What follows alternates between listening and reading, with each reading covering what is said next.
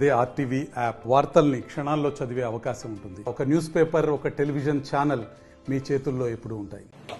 Press meet కు విచ్చేసినందుకు మీకు అందరికీ ధన్యవాదాలు తెలియజేస్తున్నా. రెండు ఇంపార్టెంట్ ఇష్యూస్ మీతో డిస్కస్ చేయడానికి ఈ కార్యక్రమాన్ని ఏర్పాటు చేయడం జరిగింది. మీకందరికీ తెలుసు, లోక్సభ ఎన్నికలు సమీపించిన తరుణంలో సిర్పూర్ నియోజకవర్గంలో రాజకీయంగా పెను మార్పులు జరిగి ఈ పార్టీలో ఉన్న వాళ్ళు ఆ పార్టీలోకి పోవడం, ఆ పార్టీలో ఉన్న వాళ్ళు ఈ పార్టీలో రావడం, ఇవన్నీ కార్యక్రమాలు నడుస్తున్నాయి. కానీ దానికి సమాంతరంగా అక్రమ వసూళ్లు కూడా పెద్ద ఎత్తున జరుగుతున్నాయి అనేది ప్రధాన ఆరోపణ. మేము ఒక బహిరంగ లేఖ గౌరవనీయులైన సీతక్క పంచాయతీరాజ్ శాఖ మంత్రి గారికి విడుదల చేస్తున్నాం. ఎందుకు విడుదల చేయాల్సి వచ్చిందనంటే, సీతక్క గారి పేరు చెప్పి ఈ నియోజకవర్గంలో అడ్డగోలుగా అక్రమ వసూలు జరుగుతున్నాయి. చాలా కంప్లైంట్స్ మా దగ్గరకు వస్తున్నాయి. కాబట్టి నేను డైరెక్ట్ గా సీతక్క గారికి ఒక బహిరంగ లేఖ రాసి ఇక్కడ జరుగుతున్న అక్రమ వసూళ్ల విషయంలో మీరు ఎటువంటి చర్యలు తీసుకుంటారు అనేది ఆలోచన చేయవలసిందిగా డిమాండ్ చేస్తున్నా. ప్రధానంగా ఎట్లా జరిగిందనంటే, కోనేరు కోనప్ప గారు మాజీ ఎమ్మెల్యే, బీఆర్ఎస్ నుంచి కాంగ్రెస్ లో పోయింది. అంతకుముందున్న రావి శ్రీనివాస్ గారు కాంగ్రెస్ లో ఎన్నికల కన్నా ముందు పోయి తను కాంగ్రెస్ పార్టీ తరఫున పోటీ చేశారు.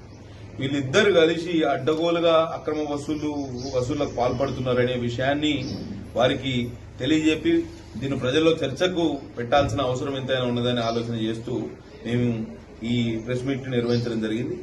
మీరు చూడండి, ఈ సివిల్ సప్లైస్ డిపార్ట్మెంట్ యొక్క ప్రొసీడింగ్ ఇది చూసిన వాళ్ళందరికీ అర్థం కావాల్సింది ఏంటంటే, అడ్డగోలుగా అక్రమ వసూలకు పాల్పడుతున్నారనేది ఈ ప్రొసీడింగ్ యొక్క సారాంశం. ఎందుకంటే మీరు చూడండి, మొత్తం ఉన్న 33 జిల్లాల్లో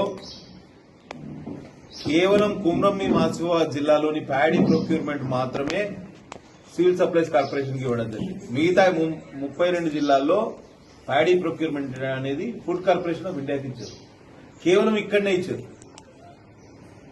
దీంట్లో ప్రధాన సూత్రధారి సిర్పూరు మాజీ ఎమ్మెల్యే కోనేరు కోనప్ప గారు ఆ డబ్బులు వసూలు చేసి ఉత్తమ్ కుమార్ రెడ్డి గారికి డబ్బులు ఇచ్చి ఈ కార్యక్రమం చేశారు. మేము ప్రధాన ఆరోపణ కూడా చేసినాం. గతంలో ఒక ఛానల్ ఇంటర్వ్యూలో కూడా చెప్పాం. దానికి ఉత్తమ్ కుమార్ రెడ్డి గారు ఏదో వివరణ ఇస్తూ దానికి సంబంధం ఇర్రిలవెంట్ ఆన్సర్స్ చెప్పారు. అదేదో ప్రెస్ మీట్ పెట్టి దానికి గాంధీ భవన్ లో పవర్ పాయింట్ ప్రజెంటేషన్ ఇచ్చి ఒక టీచర్ లాగా వివరించే ప్రయత్నం చేశారు. కానీ మేము అడిగింది ఏంది, కేవలం ఒక్క జిల్లా ప్యాడీ ప్రొక్యూర్మెంట్ మాత్రమే, ప్యాడీ అలాట్మెంట్ మాత్రమే ఎందుకు సివిల్ సప్లైస్ కార్పొరేషన్ కు ఇవ్వాల్సి వచ్చింది, మిగతా జిల్లాలో ఎందుకు ఫుడ్ కార్పొరేషన్ ఆఫ్ ఇండియా ఇవ్వాల్సి వచ్చింది? సేమ్ ఇది ఒక్కటే. ఎందుకంటే ఇక్కడ దందా జరుగుతున్న తీరు మీకు అందరికీ తెలిసిందే. పెద్ద ఎత్తున పీడీఎస్ రైస్ రీసైక్లింగ్ జరుగుతుంది. ఆ రీసైక్లింగ్ జరిగి ఫ్రెష్ రైస్ ఏదైతే ఉంటుందో అదేమో వేరే దగ్గర అమ్ముకుంటున్నారు. లేకపోతే ఫ్రెష్ ప్యాడీ ఏదైతే ఉన్నదో మండపేటకు తీసుకెళ్లి పోర్టుల ద్వారా వేరే ప్రాంతాలకు తీసుకెళ్లి అమ్ముకునే కార్యక్రమం చేస్తున్నారు. కాబట్టి తప్పకుండా ఈ విషయం మీద సమగ్ర విచారణ చేయాలని మేము ఇదివరకే civil supplies corporation vice chairman and MD గారికి లెటర్ రాయడం జరిగింది. ఇవాళ మీ పత్రికా మిత్రులకు కూడా చెప్తున్నాం, మీకు ఈ ప్రొసీడింగ్ కాపీ కూడా మీకు ఇస్తాం. కేవలం కుమ్రంభీం ఆసిఫాబాద్ జిల్లాలోని ప్యాడీ అలాట్మెంట్ మాత్రమే 2 సీజన్లు. అది మీరు చూడండి, రబీ 2022-23, ఖరీఫ్ 2023-24 మొత్తం కలిపితే 20,976 మెట్రిక్ టన్నులేమో రబీలా, ఖరీఫ్లనేమో 6,140 మెట్రిక్ టన్నులేమో ఖరీఫ్లో. రెండు కూడా కేవలం ఒక్క జిల్లాలో ఈ ప్యాడీ అలాట్మెంట్ అనేది సివిల్ సప్లైస్ కార్పొరేషన్ కు అందించడం జరిగింది. దీంట్లో అడ్డగోలుగా డబ్బులు చేతులు మారినాయి. మధ్యవర్తి ఎవరో నాకు తెలుసు, దాని తర్వాత ఎవరికి డబ్బులు ముట్టినో తెలుసు, ఎవరి ద్వారా ముట్టినో ఇవన్నీ కూడా తెలుసు, ఎవరెవరికి ఇచ్చారు. దీని మీద సమగ్ర విచారణకు ఆదేశించవలసిందిగా నేను ప్రభుత్వాన్ని డిమాండ్ చేస్తున్నా. ఇదివరకే దీని మీద చౌహాన్ గారు, ఎవరైతే డిఎస్ చౌహాన్ గారు IPS office senior IPS officer ఉన్నారో వారికి లెటర్ కూడా రాయడం జరిగింది. అసెంబ్లీలో కూడా దీని మీద క్వశ్చన్ వేసినాం. తప్పకుండా అసెంబ్లీలో కూడా దీని మీద పెద్ద ఎత్తున పోరాటం చేస్తాం. ఈ అవినీతిని వెలికి తీస్తాం. గత ప్రభుత్వం రైస్ మిల్లర్లను అడ్డం పెట్టుకుని అడ్డగోలు సంపాదించింది. ఆ డబ్బులతోటే ఎలక్షన్ లో అడ్డగోలుగా ఖర్చు పెట్టిండ్రు అనేది కాంగ్రెస్ పార్టీ యొక్క ప్రధాన ఆరోపణ.